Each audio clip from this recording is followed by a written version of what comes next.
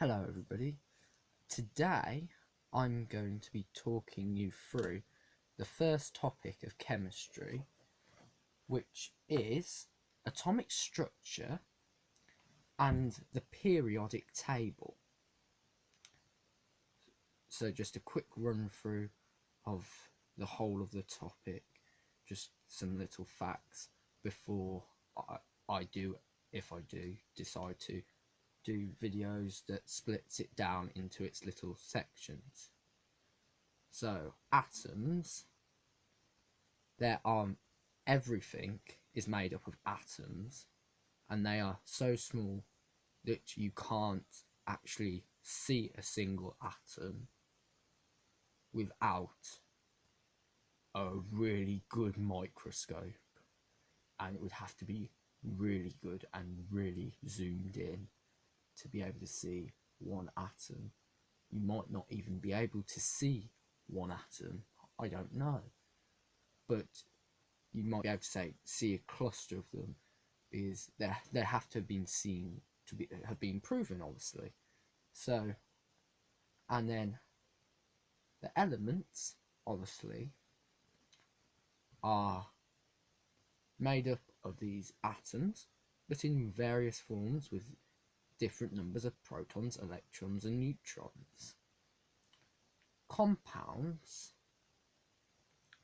are, let me just remind myself, because I have forgotten, but because they're not a mixture, I shall just turn to page 98.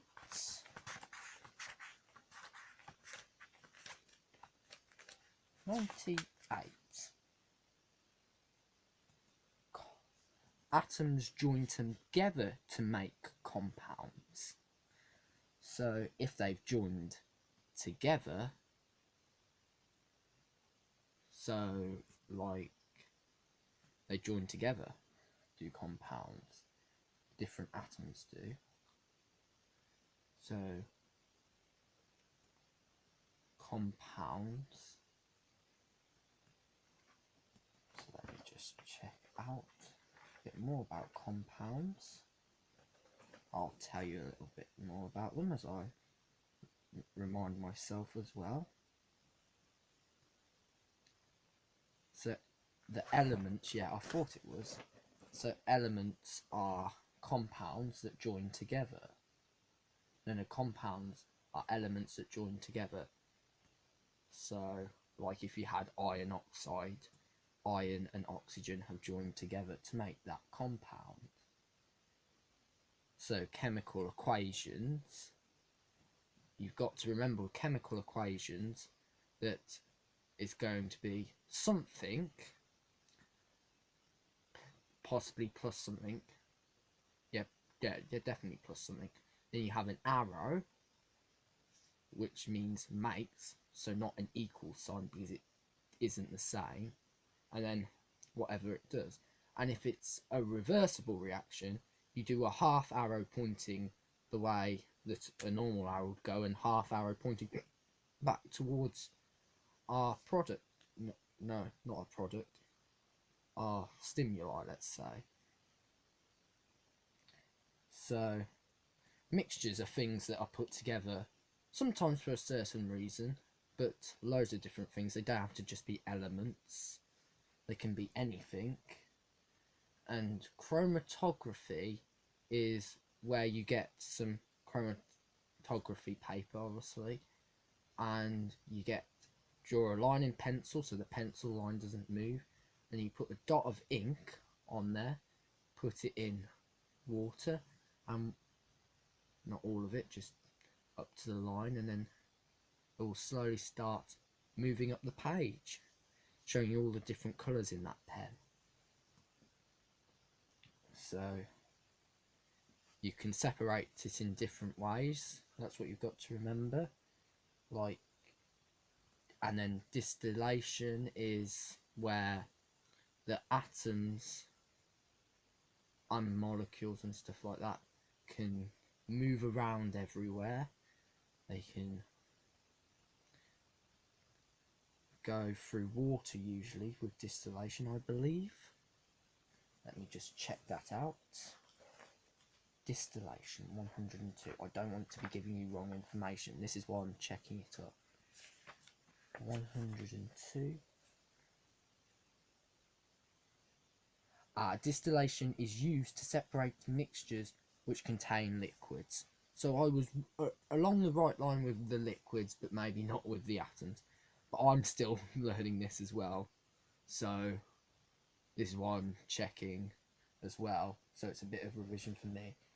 So the history of the atom, you've got to remember that it starts off with the plum pudding method and then has come all the way to the atom atomic structure that we know today. Protons and neutrons in the middle creating the nucleus, and then the electrons in shells on the outer rings as well. So the electronic structure, remember, being for GCSE that we need to remember 2882. So that's what we need to remember for GCSE.